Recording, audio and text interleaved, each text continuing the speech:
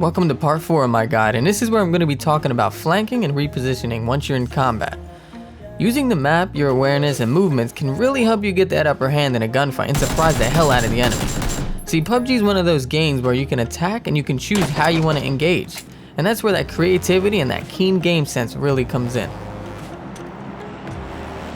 Here's an example of being unpredictable, and I know I talk about that a lot, but you want to make it really hard for your enemy to take you out.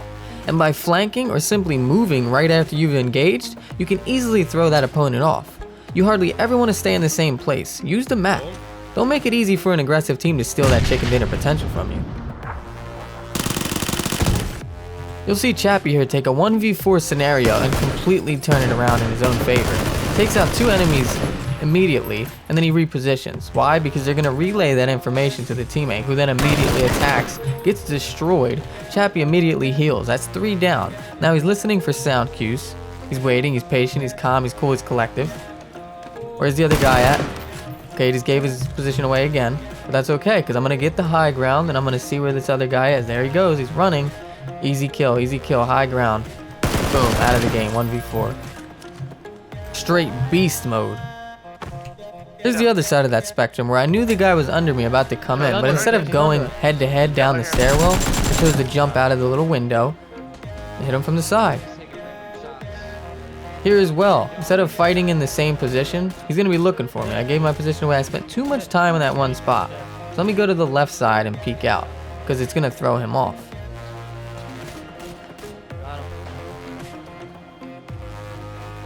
Now this is a perfect example of repositioning at its finest. Now he got the shot off on the guy in the mountain, but the guy in the mountain has the high ground. He's got a severe advantage.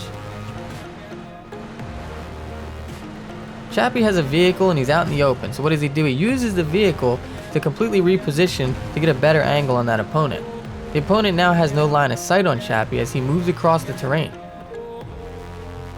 Now he has an idea where Chappie went, but where Chappie goes, it makes it very difficult for him to pinpoint because now he's in a building with several windows. This is a very smart play. Now he may have seen him here, but is he going to peek the window again or is he going to peek the door? Pulls his sniper out, finds the enemy. Oh, bye-bye, buddy. This clip here from Shroud is a perfect example of an aggressive flank. And you see how he backpedaled off the top of the balcony, which completely threw the enemy off. But then if you notice, after he shoots the one guy in the back, he's already being chased by another. The game sense here though, this is what you gotta pay attention to. As he's running down the alleyway, he steps left, knowing that there's a balcony wall right there covering his back. This allows him to crouch, get the kill, and know he's covered. By this time, the guy is already around the corner. He knows this because he's predicting his movements. He can spin around, lean, and eliminate this guy so damn fast. This is where game sense and decision making and just overall awareness really comes into play. And you see how he turned this 1v4, 1v3 situation around immediately.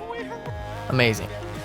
You'll see here that Viss is outnumbered. It's a 1v2 scenario. It's at the end of the game. He's trying to get that chicken. He's got a vehicle. He pulled up. They heard it. Now he could stay there and engage the enemy from the cover. But they're going to be waiting for that. They're going to be predicting that. So what does he do? He goes for the left wide flank. He's far enough to where they don't really hear him moving. Now you see this team of 2. They're so tunnel visioned on him on that truck. Now you know what they say about assuming, right? Well, here's a perfect example. Now this is just insane parkour flanking on another level. Shroud knowing what he can and can't jump on and how to approach the situation, he chooses to go a completely left field direction, and he climbs up on the roof, jumps through the window, and eliminates this guy. The guy has no idea what's going on. Amazing. So as you see, being aware of your surroundings, knowing the map, and choosing a different approach can completely change the course of battle and get you to the end game where decision making becomes even more important. The best players don't just have great aim, they have great awareness, decision-making skills, and communication in those clutch moments. So get out there, practice, and make some plays. Nothing's more satisfying than that crispy flank. Or maybe a crispy chicken dinner is. Thank you so much for watching, guys. This concludes part 4, and I want you guys to stay tuned for part 5, where I discuss aiming and shooting mechanics.